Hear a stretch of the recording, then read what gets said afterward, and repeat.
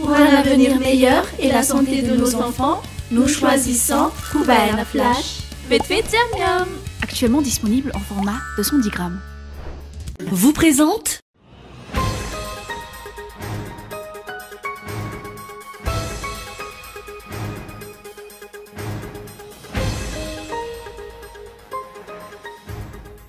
Les 29 ministres du gouvernement de la refondation de Madagascar ont été officiellement nommés ce jour au palais d'État d'Yavlou. Le chef de l'État a souligné que ces ministres devront produire des résultats concrets dans un délai de 2 mois, sous peine de sanctions en cas d'objectifs non atteints. L'affaire Mamravatmak s'intensifie à l'île Maurice avec l'intérêt du FBI dans l'enquête, notamment vis-à-vis de l'affaire des 5 Boeing américains immatriculés malgaches acquis par l'Iran. De l'actualité internationale, les autorités maliennes ont annoncé la suspension des cours dans les écoles et universités pendant 2 semaines sur tout le territoire en raison de la pénurie de carburant qui frappe le pays. Depuis septembre, les djihadistes du Djinim imposent un blocus sur les routes, empêchant l'importation du carburant depuis les pays voisins.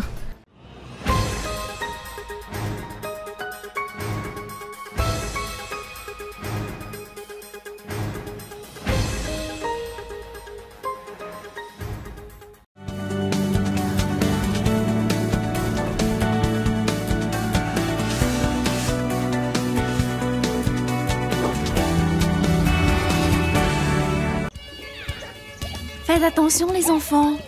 Devine quoi Lalao? Rad est encore premier de sa classe. Waouh, félicitations. J'aimerais tellement que ma fille réussisse aussi bien.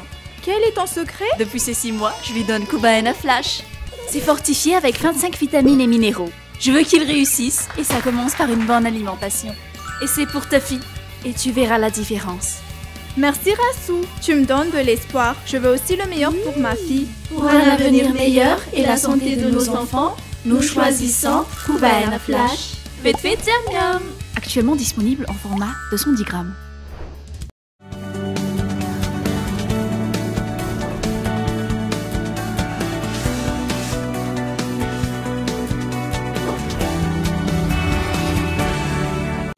Jours après la prestation de serment et la prise de fonction du colonel Michael Ranjanidine, les nouveaux membres du gouvernement de la refondation de la République de Madagascar ont été officiellement nommés aujourd'hui.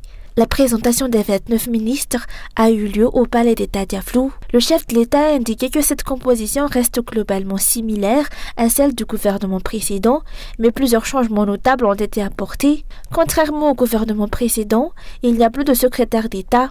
Une nouvelle fonction de ministre d'État auprès de la présidence de la République en charge de la refondation a été créée et confiée à Luban Chinyane-Razaf Manatu.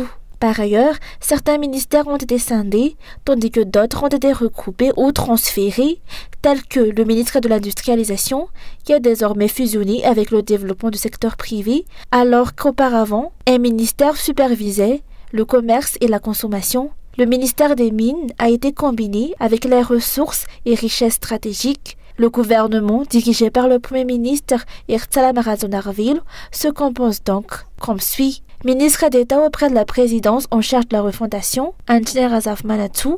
Ministre des Forces armées, général de division, Elimam Nirina Razaf Toumb.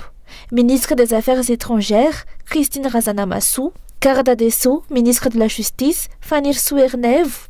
Ministre de l'Intérieur et de la Décentralisation, Anchavel Nzarati Erakut Najasan. Ministre de l'Économie et des Finances, Erzato Vemira-Mierson. Ministre de la Sécurité publique, Inspecteur général de police, Eric Michel Willy-Souma Idrissa. Ministre de l'Aménagement du territoire et des services fonciers, le général de division, Lilson René de Roland. Ministre de la Santé publique, Dr Mounira Manan. Ministre de l'Enseignement supérieur et de la Recherche scientifique, Ndawialamanda Viravun Manatu. Ministre de l'Éducation nationale, Antinyana Elis Karina. Ministre de l'Enseignement technique et de la formation professionnelle, Antonio Tsilef. Ministre de l'Agriculture et de l'Élevage, José Nirin Satarmanan. Ministre de l'Industrialisation et du Développement du secteur privé, Andinyana Rasouajaun. Ministre du Commerce et de la Consommation, Michela Anktinanchela Diamadson. Ministre du Travail, de l'Emploi et de la Fonction publique, Souatina Petit Léon Florent. Ministre des Transports et de la Météorologie, Juste Crescent Raarson. Ministre de l'Énergie et des Hydrocarbures, Juris Niandraltej. Ministre des Mines et des Ressources stratégiques, Karl Pajani. Ministre des Travaux publics, Henri Jacob Razavdjenriv. Ministre de la Pêche et de l'Économie bleue, Chankit Wei Chako. Ministre de l'Environnement et du Développement durable, Michael Manesman Larafan Mezantou. Ministre du Tourisme et de l'Artisanat, Lucie Voulolnien. Ministre de l'Eau et de l'Assainissement et de l'Hygiène, Minso Anzaratina Yelera Razavdjenien. Ministre du Développement numérique, de la transformation digitale, des postes et des télécommunications, Maïfen Djemapianten. Ministre de la Population et de la Solidarité, Sidonie Jarnirin. Ministre de la Jeunesse et des Sports, Alain Désiré Rassambani. Ministre de la Communication et de la Culture, Ogaskar Fensou Maridjajfouni. Et enfin, ministre délégué chargé de la Gendarmerie nationale, général de division Marie Mapam. Le chef de l'État a rappelé que ces ministres devront présenter des résultats concrets dans un délai maximum de 2 mois, sous peine de sanctions pour ceux qui n'auront pas atteint leurs objectifs.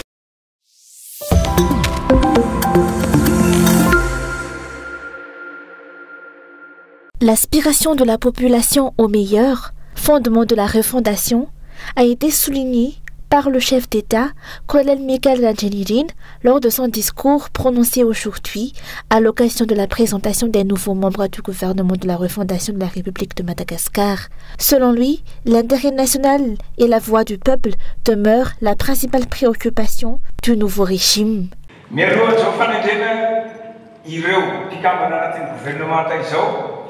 Avant l'annonce de la composition du gouvernement, nous avons rencontré les différentes forces vives du pays afin de prendre des décisions éclairées. Beaucoup ont souhaité intégrer ce gouvernement, mais vous avez été choisis. Soyez dignes de la confiance placée en vous. Vous êtes appelés à servir la population, et non l'inverse. Vous êtes les employés du peuple et devez faire preuve de redevabilité. Les besoins du peuple constituent le fondement de la politique publique que vous allez mettre en œuvre. Ne trahissez pas cette confiance, et ne reproduisez pas les habitudes de vos prédécesseurs qui ont pillé les richesses nationales, usé de violence et pratiqué la corruption. Votre comportement et vos actions doivent montrer le changement. Ce sont là les critères exigés de vous, ainsi que de tous les fonctionnaires. Dans ce régime, nous voulons promouvoir le sourire et la convivialité. Accueillez les Malgaches, car ce sont eux vos véritables chefs.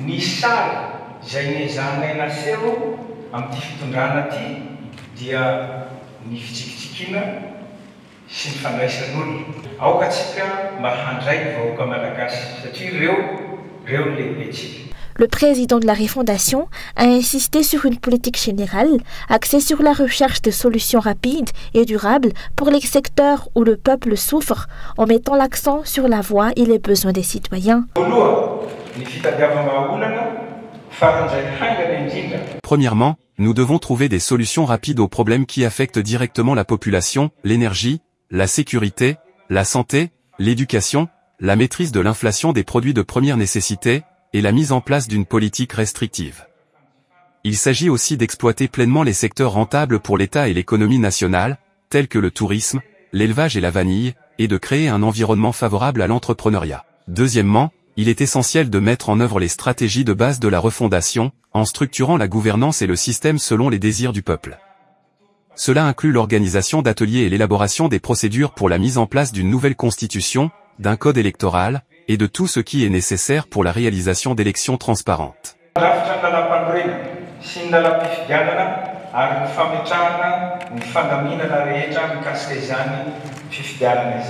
Le chef de l'État a insisté sur la nécessité d'un changement concret, visible, dans le comportement et l'action. Il a averti que l'absence de résultats dans un délai maximum de 2 mois serait considérée comme un échec, pouvant entraîner de nouveaux remaniements. Les ministres sont donc tenus de communiquer en permanence les progrès et les résultats concrets de leur travail, a-t-il conclu.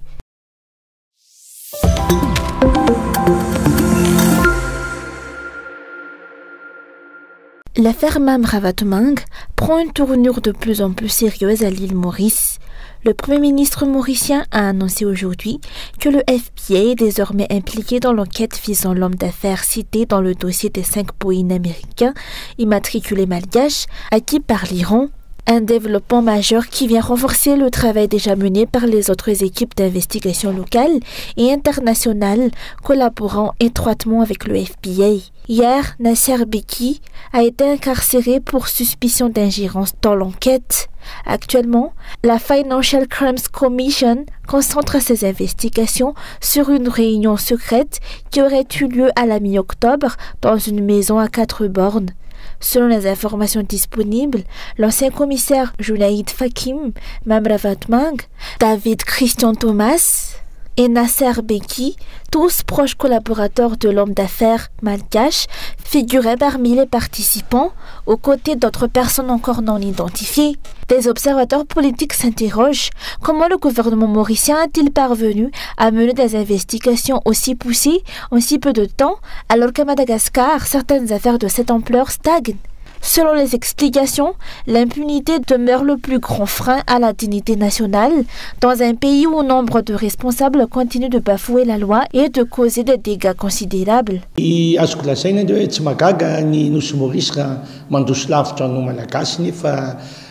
Ce n'est pas étonnant que Maurice se développe plus vite que Madagascar, alors que sa population est bien inférieure à la nôtre en nombre. Même sur le plan intellectuel, nous ne sommes pas en reste, mais eux disposent d'un système solide, d'une bonne constitution et d'une application rigoureuse des lois et des devoirs de chacun. Le simple fait qu'une réunion à huis clos ait été évoquée dans un hôtel et qu'un responsable de la FCC ait immédiatement été inquiété démontre leur efficacité en matière de surveillance et d'application de la loi. Chez nous, c'est l'argent qui prime. Une minorité continue de profiter des malgaches. Nous disposons des moyens nécessaires, mais pas de la volonté. Les autorités malgaches ont, selon ce dernier, toutes les compétences requises, mais c'est la volonté qui fait défaut. Il rappelle que plusieurs responsables mauriciens impliqués dans des affaires de corruption ou d'irrégularité ont choisi de démissionner d'eux-mêmes sans attendre d'être révoqués. À la différence de ce qui se passe à Madagascar, surtout sous le régime de Radziwiłł. Le gouvernement malgache devrait, selon ses propos, tirer les leçons de cette situation, faire preuve d'humilité, de détermination et d'audace, à l'image du gouvernement mauricien, afin que les problèmes du pays ne soient pas toujours révélés par d'autres.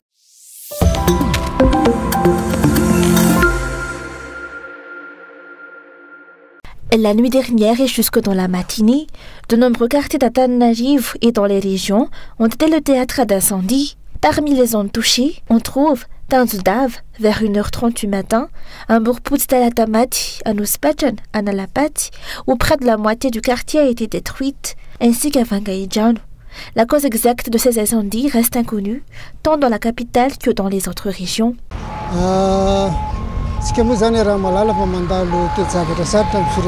Nous savons que le pays traverse des temps difficiles. Les gens sont inquiets, ils ne savent plus quoi penser ni d'où cela vient. On dirait une déstabilisation. Le régime est en cours de réforme pour le changement.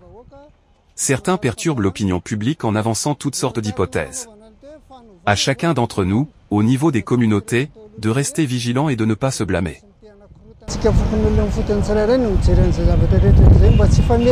Les forces de l'ordre poursuivent leur enquête pour déterminer l'origine de ces incendies successifs. Pour rappel, plusieurs quartiers ont déjà été touchés depuis samedi, notamment à Kazmang, à Notapenak, à Kurunjanu et le camp FLM d'Abubao. Les autorités compétentes devraient communiquer prochainement les résultats de leurs investigations dans un souci de transparence envers la population.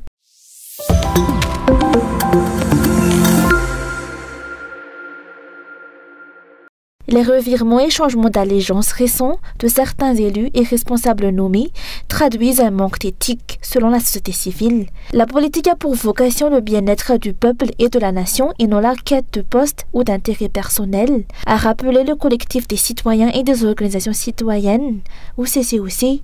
C'est d'ailleurs l'une des raisons pour lesquelles le développement du pays peine à avancer. Aujourd'hui, ce qu'on constate, c'est que les politiciens ne prennent pas à cœur leur rôle de serviteur de l'État. Ce que l'on ressent, c'est qu'ils sont plus là pour avoir une place, pour servir des intérêts particuliers, dans le secteur économique particulièrement, et qui sont là pour ils ne sont pas là pour les bonnes raisons pour le moment. Et pour nous, il est important que les gens en place actuellement déclarent leur patrimoine, parce que servir l'État, ça ne veut pas dire se servir et devenir riche aux dépens des citoyens. Une rénovation de la pratique politique s'impose aujourd'hui, souligne le CCOC.